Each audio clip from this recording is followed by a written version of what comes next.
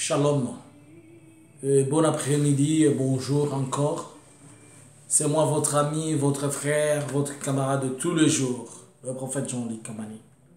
Aujourd'hui, je viens devant vous. Vous vous souvenez que lorsque l'on a fait la prière du mois de mai, j'avais promis que je vais commencer chaque fois à laisser un enseignement ou bien une petite orientation pour permettre à quelqu'un de savoir prier ou bien apprendre à une personne comment amener sa prière à être effective et produire des effets. Et aujourd'hui, je commence avec ce que je vais commencer. Vous savez, deux fois, quand on est enseignant, lorsqu'on est enseignant, on utilise certains matériels didactiques comme à l'école, quand vous êtes pédagogue, vous voulez apprendre les enfants sur le fruit, vous amenez la banane pour les expliquer, ça c'est ceci et cela. Et c'est de même que nous aussi, les serviteurs de Dieu, des fois on utilise certains matériels didactiques pour permettre aux gens de comprendre. Je vais utiliser quelque chose, mais d'office, je te demande de ne pas te sentir vexé. Pour cela, qui peut-être cette chose-là pour eux, elle n'est pas bien acceptée, elle n'est pas bien définie. Les uns pensent que ce n'est pas chrétien, ce n'est pas ceci, non. Je ne les utilise pas, mais je prends juste pour t'amener à comprendre la philosophie que les gens nous ont volée, ils ont pris pour nous empêcher à comprendre. Et chaque fois que je laisserai un message, essayez de bien l'écouter et revenir dessus, comprendre et que cela vous aide à faire votre prière. Aujourd'hui, je vais apprendre de deux choses, demeurer et insister. Nous allons lire certains versets. Je commence dans les livres, je vais un peu beaucoup lire, mais ça va vous aider, ça va nous aider tous. Je suis dans les livres d'Ésaïe 57, le verset 16. Ésaïe 57, le verset 16. Je lis au nom du Seigneur Jésus. Je ne vais pas contester à toujours, ni garder une éternelle colère. Quand devant moi, tombent en défaite les esprits, les âmes que j'ai faites. Le Seigneur dit qu'il ne veut pas que les gens tombent toujours en défaite. Il ne veut pas garder toujours sa colère pour les gens que lui-même a créés. Je vais dans le livre des Actes des Apôtres. Actes des Apôtres, chapitre 17, verset 28.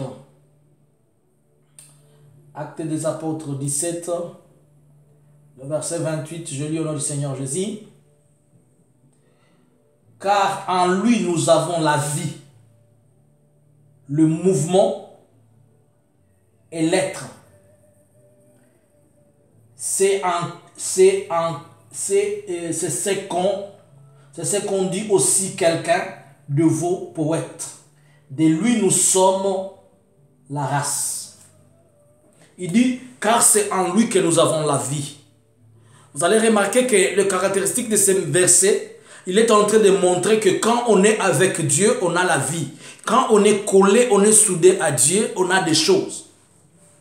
Je vais encore dans le livre de Psaume.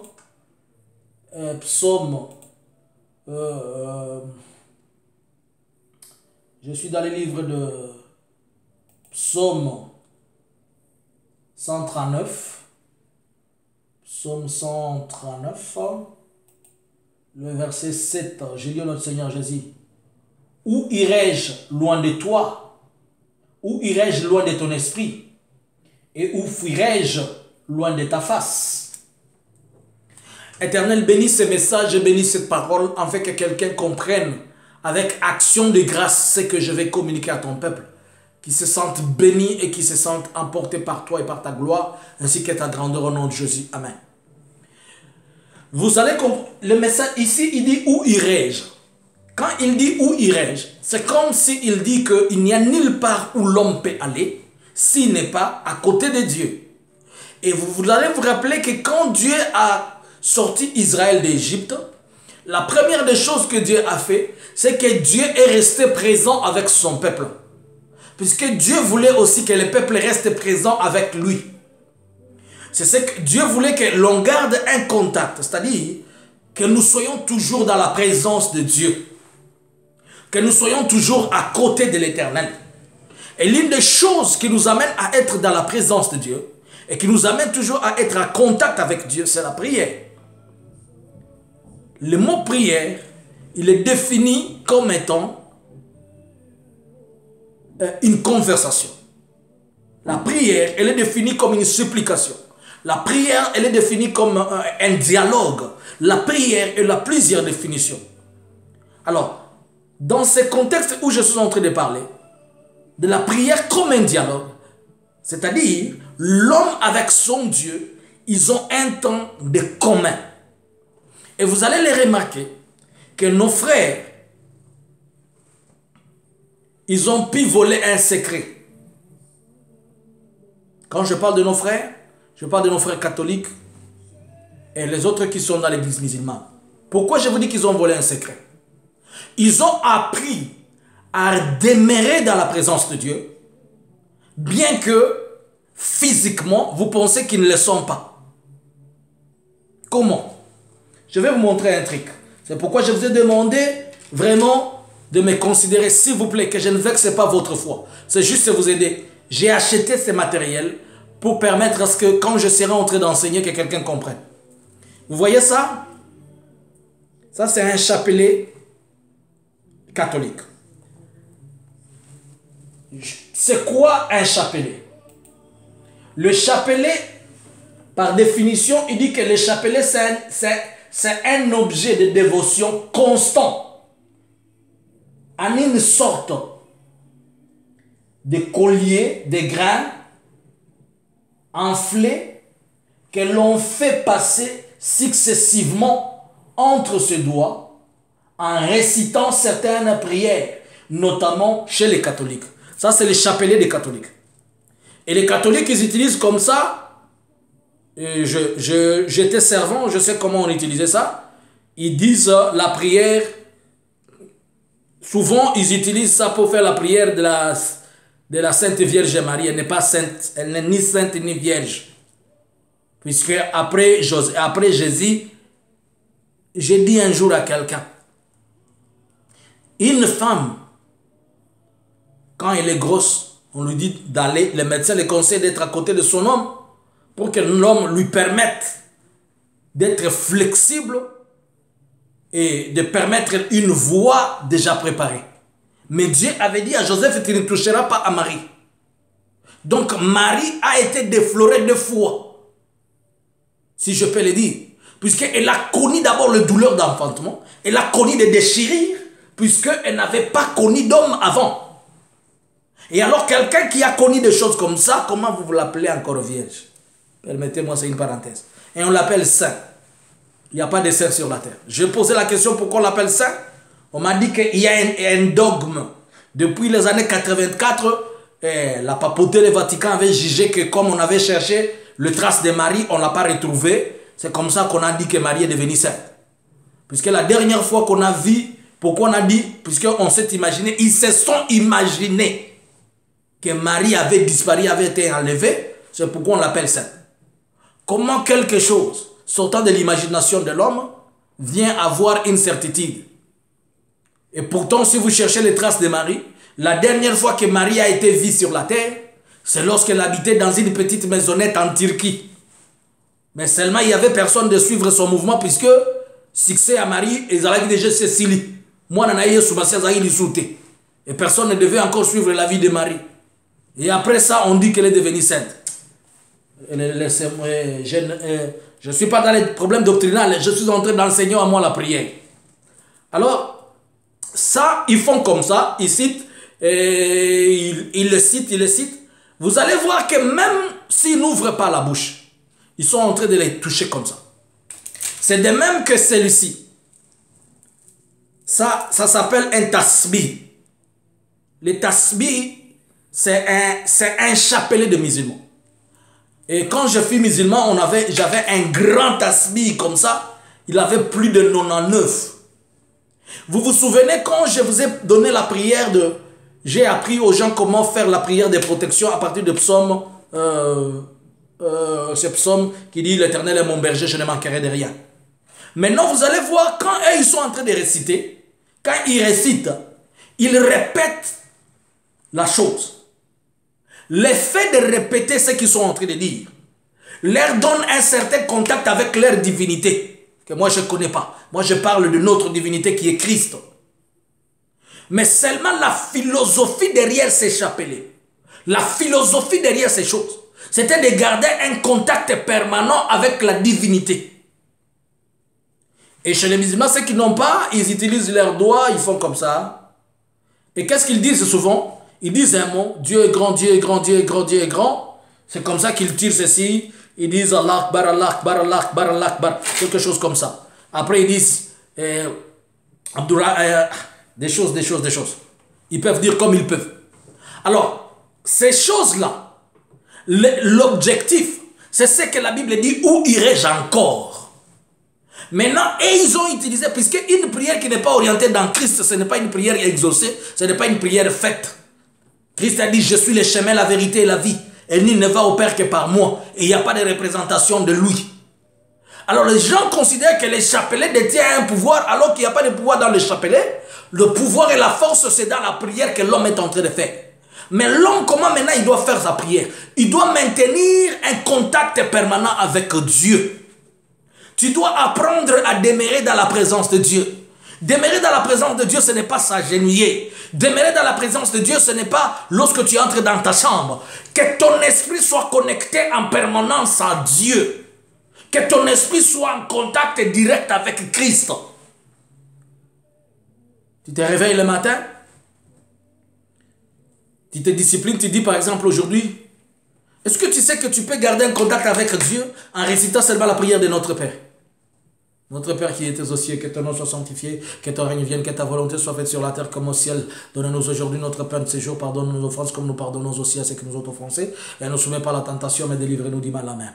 Tu n'as même pas besoin de crier. Ton esprit, il peut garder cette permanence contact. Tu es en train de prier tu es en train de prier à l'intérieur. Mais seulement nous, les protestants, quand on est en train de prier à l'intérieur, on devient tellement saint à cause de l'hypocrisie, montrant aux gens qu'on est en train de prier alors qu'on ne prie pas. Tu n'as pas besoin que les gens découvrent que tu es en train de prier. Et surtout, je dis ceci, évitez que les gens contrôlent votre vie de prière. Que les gens sachent quand vous entrez en prière, quand vous êtes en retraite, quand vous avez fini, à quelle heure vous priez, le moment, le temps de vous prier. Ce sont des choses qui doivent demeurer ce que Christ a dit. Lorsque tu veux prier, entre dans ta chambre, enferme-toi. C'est-à-dire, ça doit être des secrets entre toi et ton Dieu. Il y a des fois que tu peux être même dans un couple en gêne. Ton partenaire ne le sait pas. Tu manges et tu pries, mais il ne sait pas. Tu te disciplines seulement quand tu es sous la douche. C'est à ce moment-là que tu dois faire la prière. Tu es là. Tu es en train de prier. Après la douche, tu finis la prière. Et tu fais un mois, tu te disciplines. À chaque 8 heures, quand je suis sous la douche, tu gardes un contact permanent avec ton Dieu. Tu te disciplines, tu te dis, à chaque minute, tu peux te réveiller, seulement tu fais 5 minutes au lit. Tu ne parles pas, mais ton esprit là, il est... Éternel, désormais, tu es bien. Oh Seigneur, je te bénis, je te bénis, je te bénis, je te bénis, je te bénis. Le fait de répéter ces mots, je te bénis seulement, Seigneur, sois élevé. Ou seulement dire, Jésus soit loué, soit loué, soit loué, soit loué. Si tu peux le dire même par jour 1000 fois, Jésus soit loué, soit loué, soit loué, soit loué. Ça te crée un contact avec le Seigneur. Ça fait que le ciel soit en contrôle avec toi. Quand tu demeures et que tu répètes une prière, tu donnes l'efficacité à la prière. C'est ce que la Bible dit, prier sans cesse. Et c'est ce que Christ a dit un jour, qu'un homme était parti voir son voisin qui avait de la visite, mais le voisin était déjà endormi. Mais tellement qu'il a importuné, celui-là était obligé de l'ouvrir une porte. Importuner, cela ne veut pas dire déranger, mais c'est insister. Insister dans la prière, ce n'est pas crier. Oh Seigneur! Non. Tu peux insister dans la douceur. Tu te réveilles, tu dis, aujourd'hui je vais réciter le nom de Jésus-Christ 1000 fois. Seulement, Jésus, je t'aime. Jésus, je t'aime. Jésus, je t'aime. Jésus, je t'aime. Jésus, je t'aime. Jésus, je t'aime. Tu te dis, je vais le dire 10 fois. Tu as une requête. Tu dis, Seigneur, je vais pas entrer en gêne, mais je vais seulement dire, tu as besoin de la délivrance. Prends seulement les mots, Seigneur, délivre-moi. Récite-les 100 fois. Et puis tu les dis que tu vas faire pendant une semaine. Faisons des calculs avec toi. Seigneur, délivre-moi. Délivre-moi 100 fois. Fois 7. Ça fait 700 fois. Est-ce que tu comprends? Tu as fait 700 fois un rappel à Dieu qui te délivre. Seigneur, délivre-moi de la pauvreté. Jésus, délivre-moi de la pauvreté. Jésus, délivre-moi de la pauvreté. Même quand tu es avec les amis, tu dis quoi? Non, non. J'étais en train de me rappeler d'une chose. Seigneur, délivre-moi de la pauvreté. Ça va, Seigneur, délivre-moi de la pauvreté. Tu travailles, Seigneur, délivre-moi de la pauvreté. Tu cuisines, Seigneur, délivre-moi de la pauvreté. Tu as besoin de la présence du Saint-Esprit. Saint-Esprit, sois témoin. Saint-Esprit, sois avec moi, remplis-moi, Saint-Esprit. Tout ce que tu fais, tu as un contact. Même quand tu ne parles pas, ton esprit à l'intérieur, tu demeures dans sa présence et ton esprit est en train de parler. Ton esprit, c'est comme le brebis, le bouc qui est en train de remuer l'herbe. Ne parlez pas en langue. Tu auras le temps. Dis des mots. Saint-Esprit, je veux le feu. Je demande le feu, Saint-Esprit de Dieu. Remplis-moi de ton feu, Saint-Esprit. Tu te dis une journée seulement de Saint-Esprit, même une semaine de Saint-Esprit. Saint-Esprit, remplis-moi de feu. Remplis-moi de feu. Remplis-moi de feu. Remplis-moi de feu. De telle manière que ton esprit, il est connecté à Dieu. Il est en permanence éveillé. Et c'est comme ça que tu vas sentir maintenant des flots venant du ciel. Tu vas sentir des flots venant de la puissance de Dieu. Tu vas sentir des flots de révélation.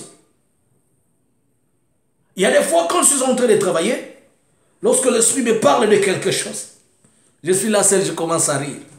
Et ceux qui me voient me posent la question, c'est quoi? Je dis non, il n'y a rien. Et je comprends ce que l'apôtre Paul a dit si vous avez goûté comment le Seigneur est bon. Quand ton esprit est en éveil, tu n'as pas besoin d'ouvrir la Bible pour avoir la révélation. Lorsque ton esprit est en éveil, c'est-à-dire l'esprit demeure avec Dieu, tu n'as pas besoin de crier, sors au nom de Jésus, non. Un esprit en éveil est toujours contrôlé par Dieu. Un esprit en éveil est toujours sur la surveillance de Dieu. Regardez-moi celui-là qui m'appelle chaque fois. Il dit quoi? L'Éternel est mon berger, je ne manquerai de rien. Les jours où tu veux prier pour la protection, l'Éternel est mon berger, je ne manquerai de rien. Je ne manquerai pas de l'argent, je ne manquerai pas des enfants. Je ne manquerai pas, je ne manquerai pas, je ne manquerai pas. Tu peux faire de ces psaumes-là toute une journée. L'Éternel est mon berger, je ne manquerai de rien. Je ne manquerai pas. Je ne manquerai pas, je ne manquerai pas. Je ne manquerai pas. On t'insulte, l'Éternel est mon berger. On te renvoie au travail, l'Éternel est mon berger, je ne manquerai pas. Je ne manquerai pas du boulot, je ne manquerai pas à manger, je ne manquerai pas. Que 1000 tombent à ma droite et 10 000 à ma gauche, je ne serai pas atteint. Mais évite que quelqu'un sache que tu es en train de prier. Évite que quelqu'un remarque que tu pries. Évite qu'on découvre que tu es en train de prier.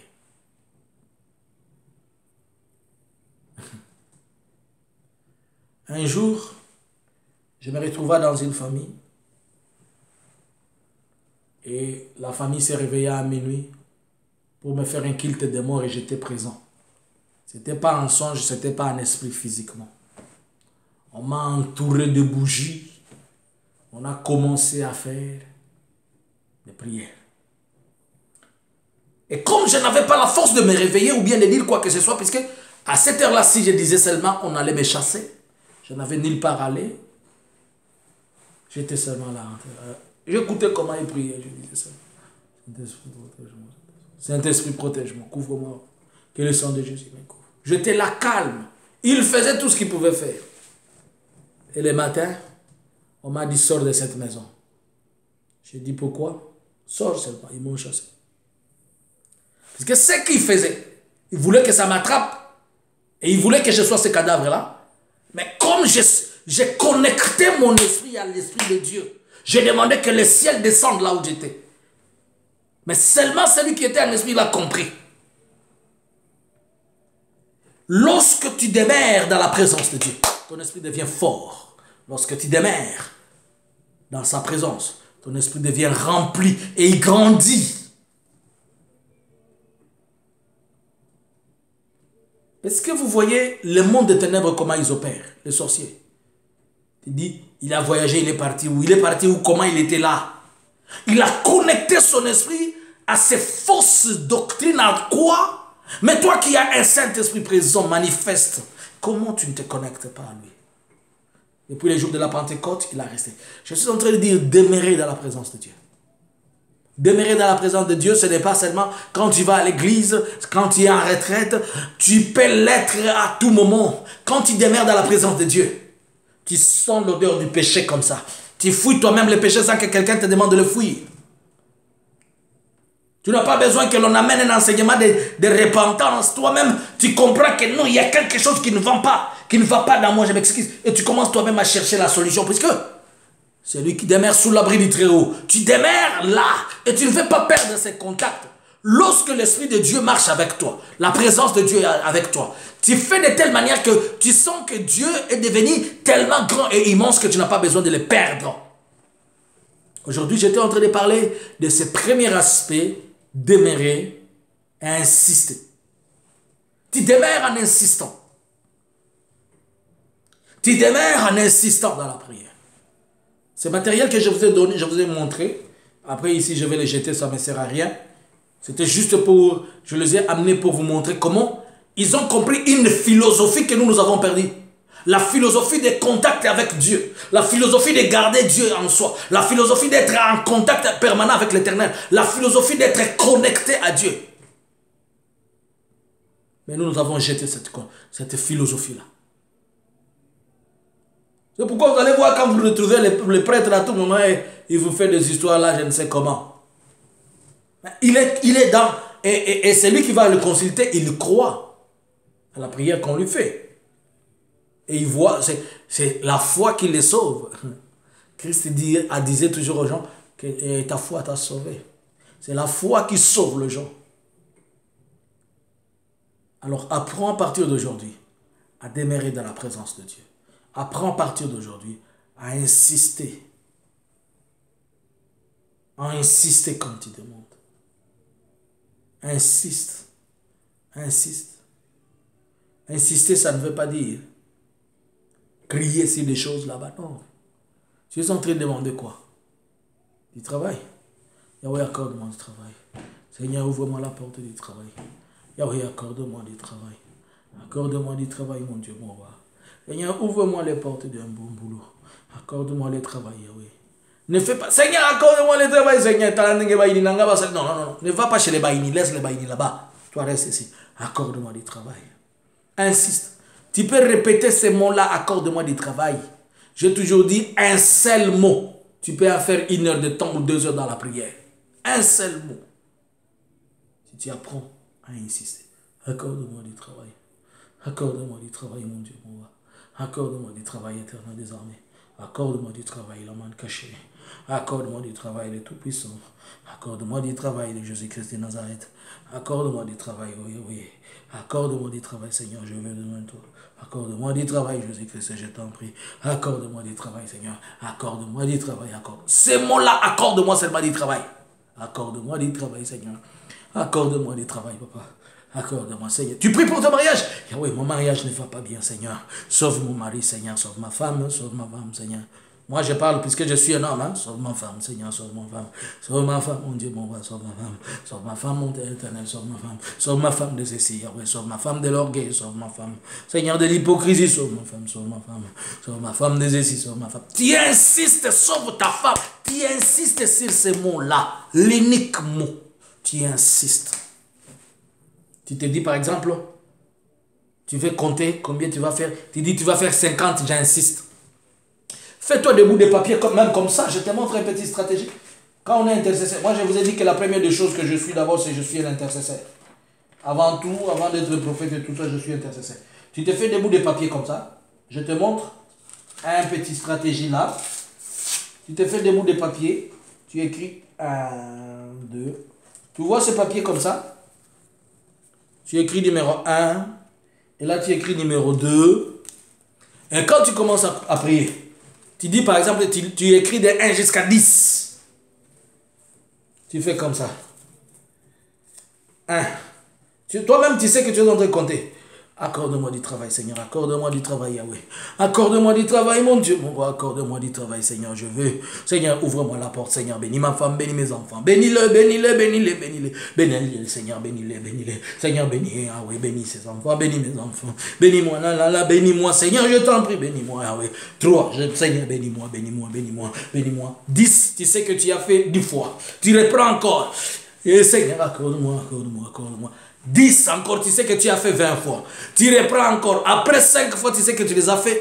Tu as répété ces mots 50 fois. Je sais ce que je t'ai dit. Tu vas voir des flots de révélations. Bon, vous voyez, ça m'a dit musu abimaki soki wapi ndoki ya sika. Ayaki na version ki ndoki ya sika. Ayana vina yo. Quand tu essaies d'énerver dans la présence de Dieu et insister. Le fait seulement que tu pries comme ça. Tu vas même sentir des péchés qui montrent que tu as oublié. Le Saint-Esprit va te rappeler des choses que tu vas commencer à confesser. Tu vas commencer à rejeter. À partir d'aujourd'hui, mensonge. Quitte ma vie au nom de Jésus. À partir d'aujourd'hui, tromperie, tricherie. Quitte ma vie. Et les gens ne vont pas comprendre. Car l'Éternel est ton berger. Que Dieu te bénisse, toi qui as écouté ces messages. Après l'avoir écouté, aide-moi à les partager.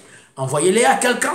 Dites que le prophète a un cadeau pour toi. C'est un cadeau de prière que je suis en train de t'amener de la part du Seigneur qui m'a donné. La Bible dit, nous avons réussi gratuitement, nous le donnons aussi gratuitement.